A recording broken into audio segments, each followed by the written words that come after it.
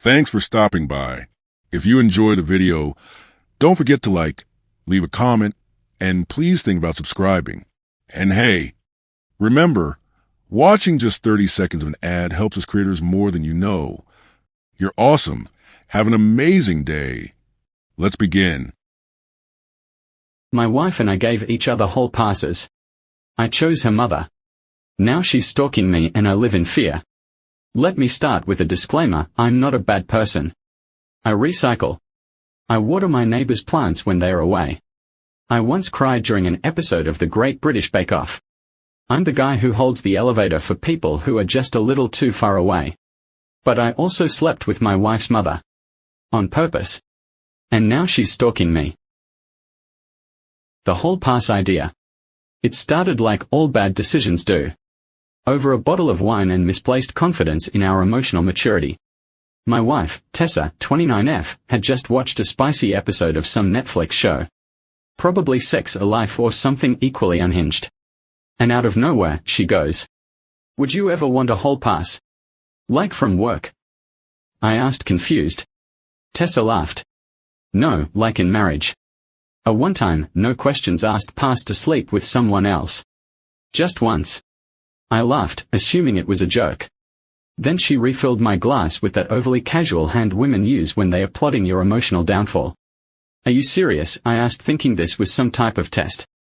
"Dead serious. I think it could be fun. Like just once, to get it out of our systems. No strings. We'll set rules, of course." 20 minutes later we sat on the couch, half drunk and feeling like edgy, evolved adults. The rules were laid out with precision. Rule number 1, it can only happen once. Rule number 2, no one we knew personally. No friends, co-workers, or exes. Rule number 3, absolute discretion. Rule number 4, we must use protection. Rule number 5, no emotional attachment. And finally, rule number 6, we didn't have to share details unless we wanted to. We don't even have to use it. It's just permission, she says casually. Right, I responded quickly. Just theoretical. Cool. Sure. I nodded along like a moron, thinking this was going to be nothing more than a weird anecdote we joked about in couples therapy someday. Boy, was I wrong. Enter Denise. Denise, my mother-in-law, is not your average grandmother who knits and feeds squirrels in the backyard. She's a 52-year-old bombshell who still runs marathons, teaches hot yoga, and wears Lululemon like a second skin. I went over to my in-laws' place one weekend to help Denise install new kitchen cabinets. Tessa was out of town visiting her brother. I figured it would be innocent. Denise was wearing yoga pants and a tank top that barely clung to her, and she had that effortless older woman confidence that makes younger women look like amateurs. Denise rises from the kitchen table, wiping sweat from her brow. "These screws are all wrong. I'll go grab my toolkit. Want a beer while I'm at it?" "Sure, thanks," I call out, my head deep in a cabinet fixing a hinge. She came back with a toolkit and a smirk.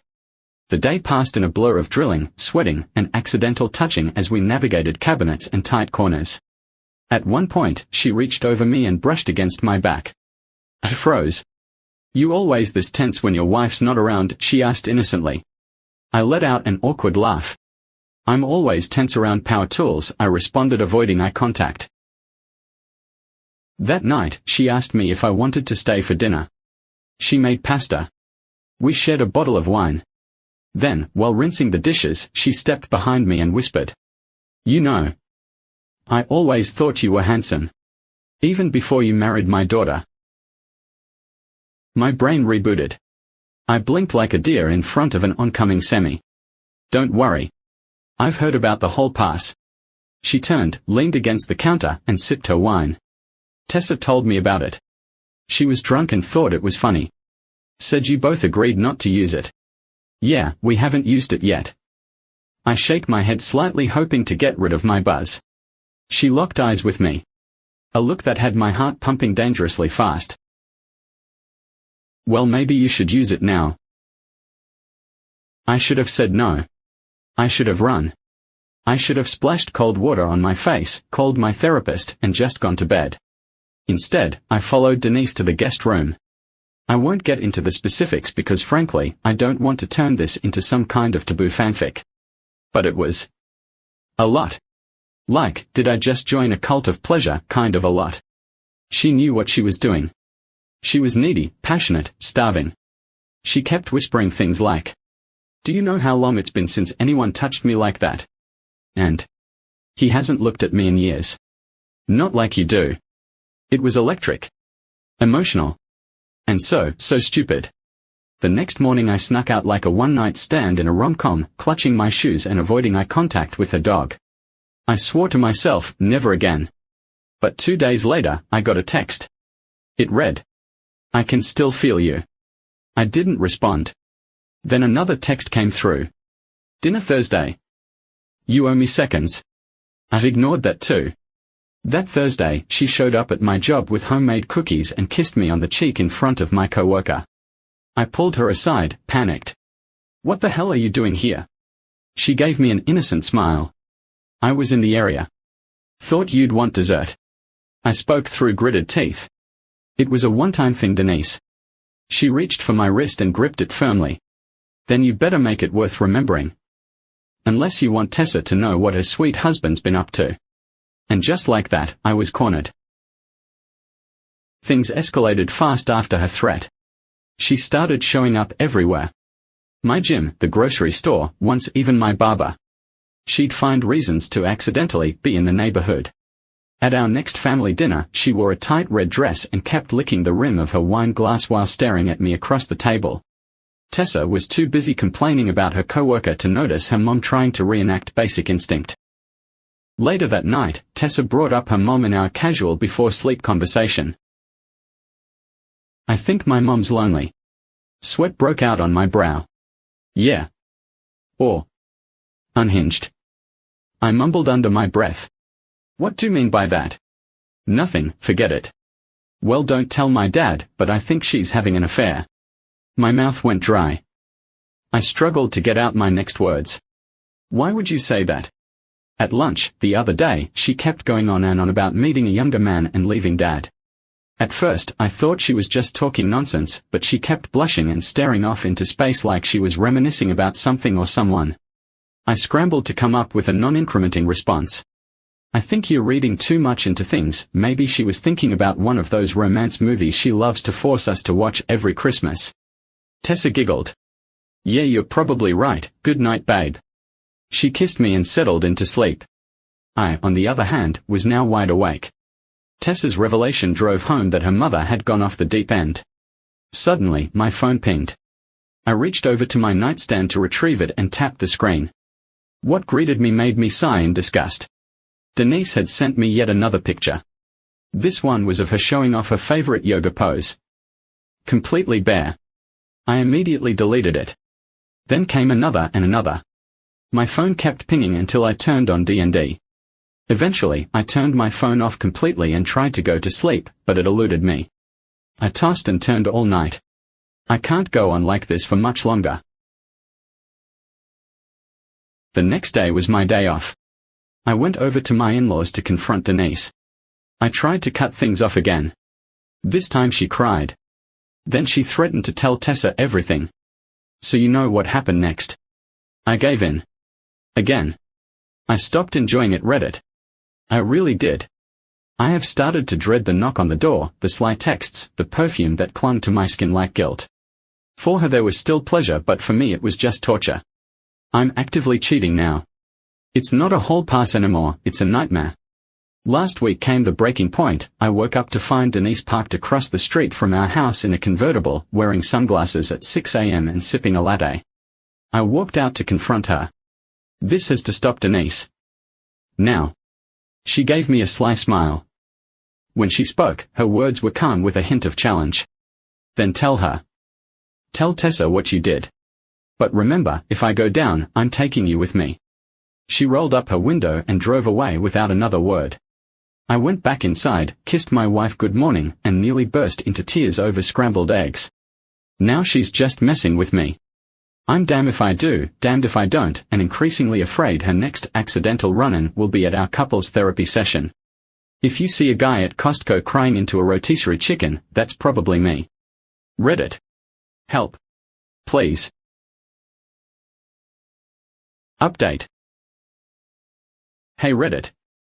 I wasn't going to come back, but after everything that's happened in the last 72 hours, I need to vent before I implode.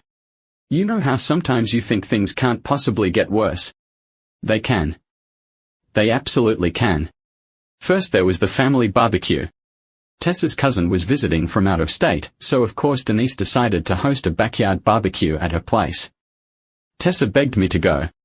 Come on, babe. It'll be fun. You love Rob. And Mom's been acting less weird lately. Less weird. What an optimistic read of a woman who sends me lingerie ads with captions like, "Would this make you cave?" I showed up to the barbecue hoping to keep a low profile. I wore sunglasses, avoided eye contact, and immediately attached myself to the grill. Everything was going okay until Denise stepped out of the house in a low-cut sundress and heels. My throat closed. She brushed past me, leaned in way too close, and whispered, "Guess what panties I'm not wearing?" I dropped a burger on the ground and walked away. Later, I got trapped in a draining conversation about politics by Tessa's far-right Uncle Pete and liberal Aunt Rainbow. After a rare break in the conversation, I excused myself to find Tessa. I went inside to look for her, and that's when Denise cornered me in the hallway by the laundry room. She gave me a look I knew all too well by now. No. Absolutely not. We are at a family barbecue. She shrugged. Live a little. We are done, Denise. Done. This is sick. Tell her then. Tell Tessa. But I think she'd be very interested in hearing how many times you caved before you grew a conscience. She slid her hand down my arm and licked her lips like a damn Bond villain. I was 1 second from having a heart attack when Tessa called out from around the corner. Babe. You good? I nearly jumped out of my skin. I yelled back. Yeah. Just looking for ketchup. Found it. Denise blew me a kiss before sauntering away. Things get worse. Obviously. I went back to work Monday. Work had become like a sanctuary. A place I could focus on things other than my mother-in-law. Then I opened my email. Denise had sent me a Google Drive link. It contained 3 videos. I clicked the first one. It was us. In her guest room. She'd recorded us. No warning. No consent. No idea until that exact moment. Attached was a message that said, "Insurance. In case you forget how good we are together." I panicked. I have no clue if management can see everything we do on our computers. I looked around frantically, checking to see if anyone was staring at me strangely. I deleted the email and clicked off of the app. I unplugged the computer. What was that supposed to do? No clue. I was just freaking out. I got up from my cubicle and headed to get some fresh air. I stood outside for 15 minutes trying to relax and doing deep breathing exercises until I felt I could go back in and finish my day.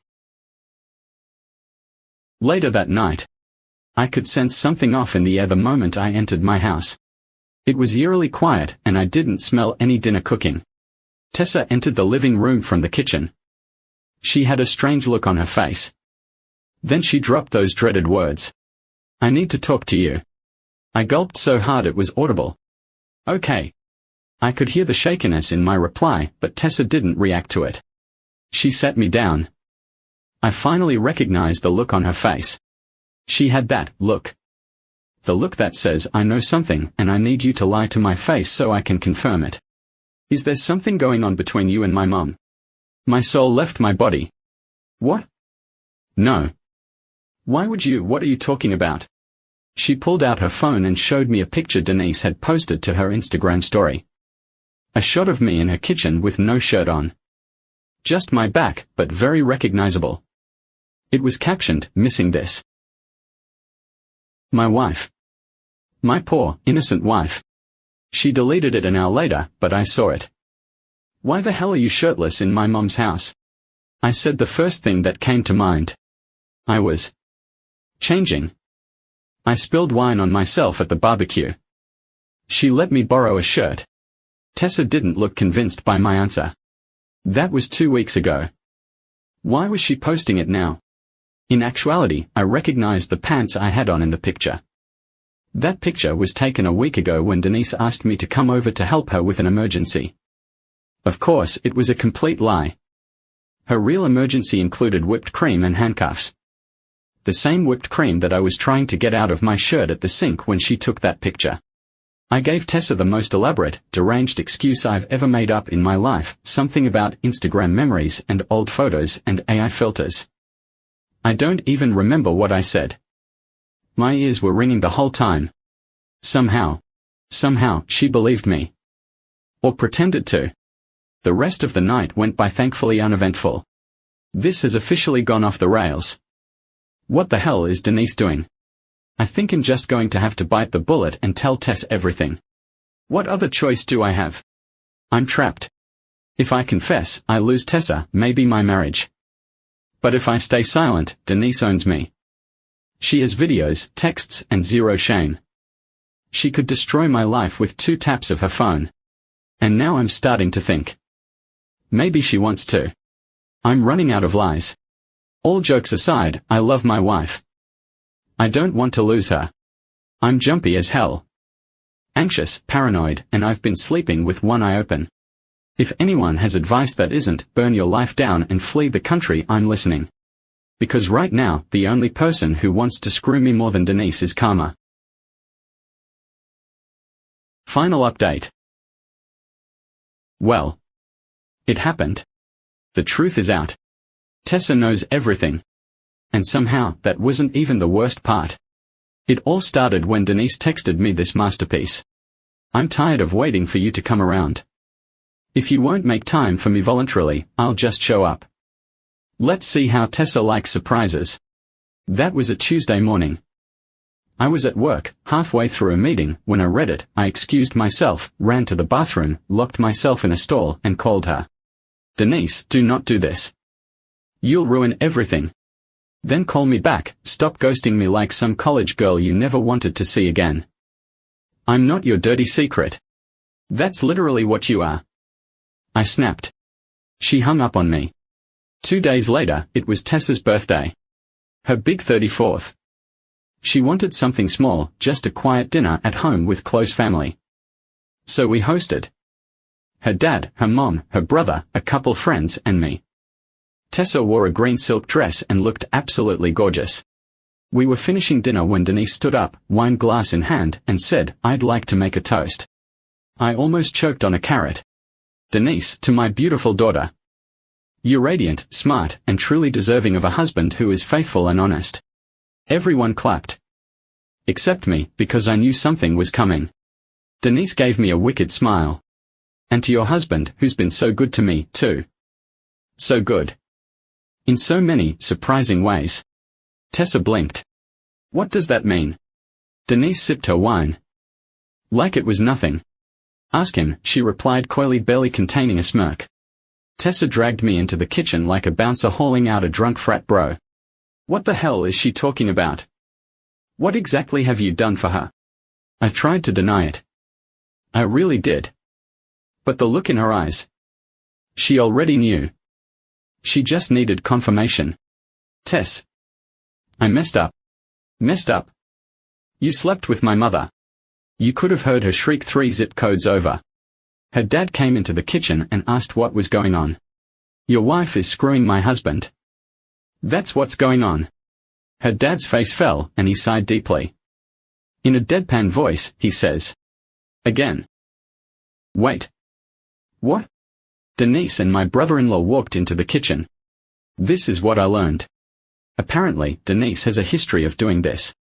She had an emotional affair with her sister's husband years ago. Tessa never told me because Mom's been better these last few years.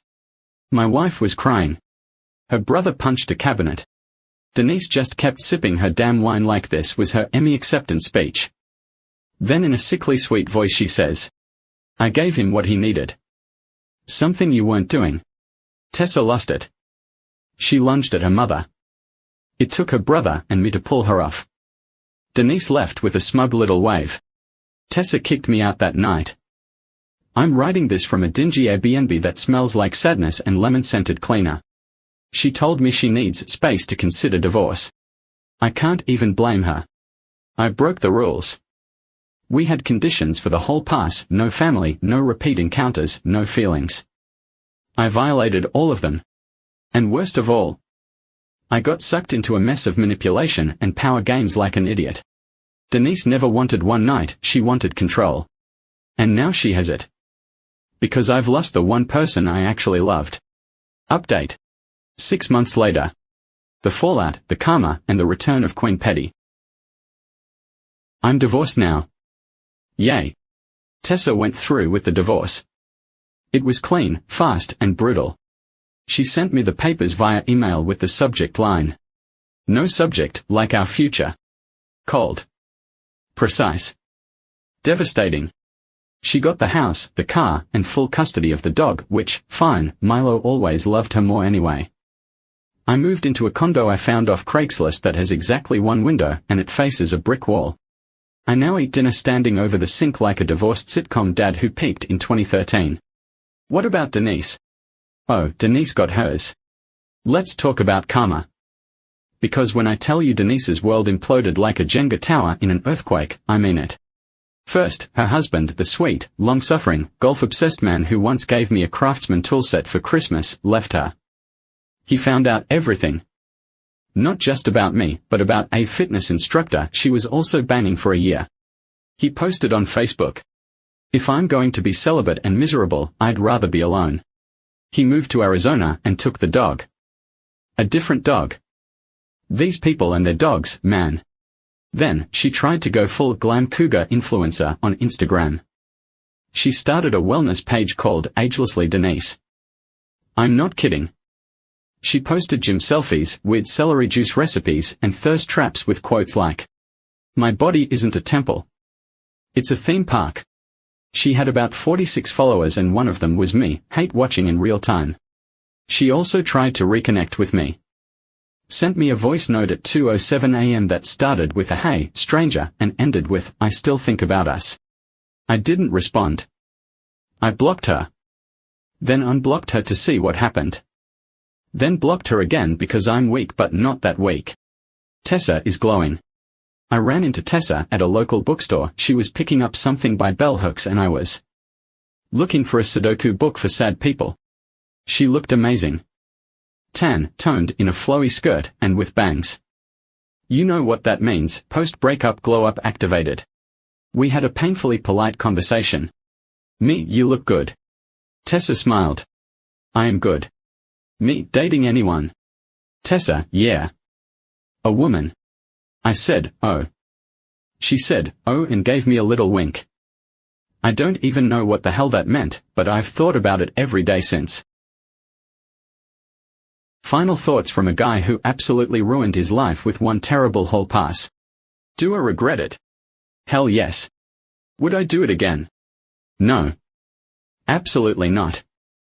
My therapist asked me that exact question and I laughed so hard I almost fell out of the Zoom call. Here's what I learned. Hall passes are not real. They sound fun. They are not.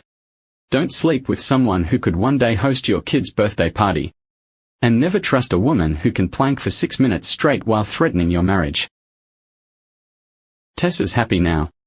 Denise is single, chaotic, and 2-4-1 posting on Instagram with captions like "Don't cry because it's over, smile because it was slippery." And me. I'm learning to cook. I'm going to therapy. And I finally got the Sudoku book. Don't be me. Seriously, Reddit. Don't be me.